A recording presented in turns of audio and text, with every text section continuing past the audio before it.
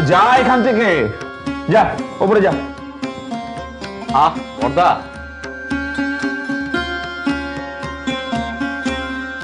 তুমি কিন্তু মিচিমিচি ওকে বকছো। ও তো ছেলে মানুষ, চোখের সামনে এমন একটা দাউ দাউ করা ঘটনা দেখলো। আচ্ছা, আমাদের মতন ছাপোষা পরিবারে এরকম ঘটনা রোজ রোজ হয়?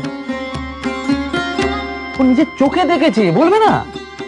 এই মল্লিকা, শোন বাবা, আমি কিন্তু ওকে যেতে দাঁড়িয়ে আছিস কেন? যা এখান থেকে। তবে মেজদা, তোমার পরিবার ভারী বুদ্ধি ধরেন দেখছি। না দেখো, কোথাও কিছু নেই, প্রত্যেকে একটা ধুমধুমা নাটক করে এ বাড়িতে খবরের কাগজ আনাটা ঠিক পাকা করে ফেলতে না?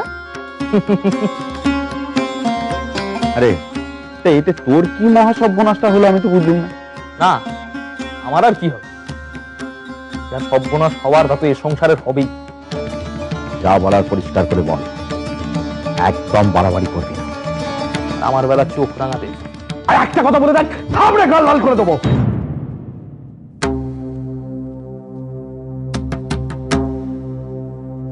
মেজ বউকে যা বলবি সম্মান দিয়ে বলবি, তোর থেকে সম্মানে অনেক বড় সে।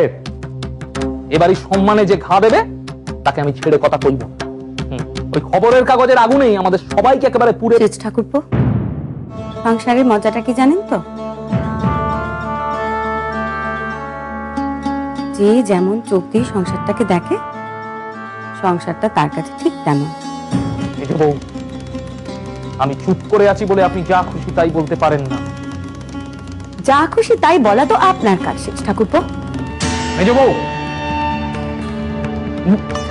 মুখ সামলে কথা বলবেন।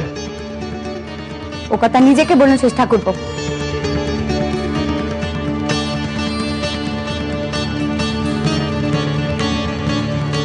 বলবার সময় তো আর সামলে বলেন না।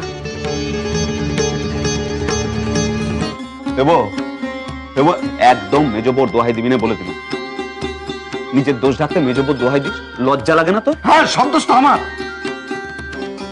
আরে মরকট, তোর কেলেঙ্কারির কথা লোককে জানিয়ে আমাদের লাভটা কি বলতো?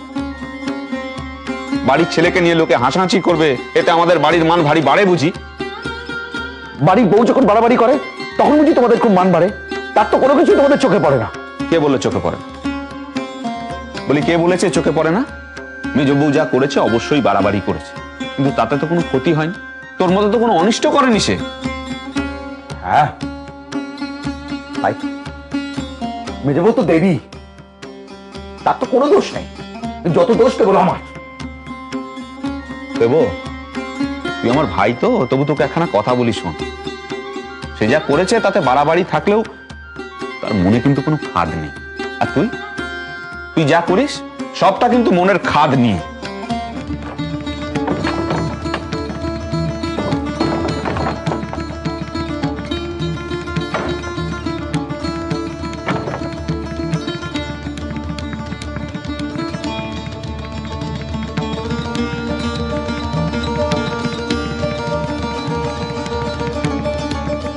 কেমন মানুষ গো তুমি? তোমার প্রাণে কি এতটুকু ভয় ডর নেই? ওই আগুনখানার মধ্যে হাতটা দিয়ে দিলে যদি কিছু একটা সাংঘাতিক ঘটে যেত? তেমন কপাল তোমারও হবে না, মেজ বউয়েরও হবে। মা তো বলেছে ও বাড়িতে খবরের কাগজ আসবে। আর আসবেই তো, বাড়িতে খবরের কাগজ আসবে, বাড়িতে লেখাপড়া হবে, এ বাড়ির সব ছেলে মেয়ে লেখাপড়া করবে, সবাই করবে। দেখো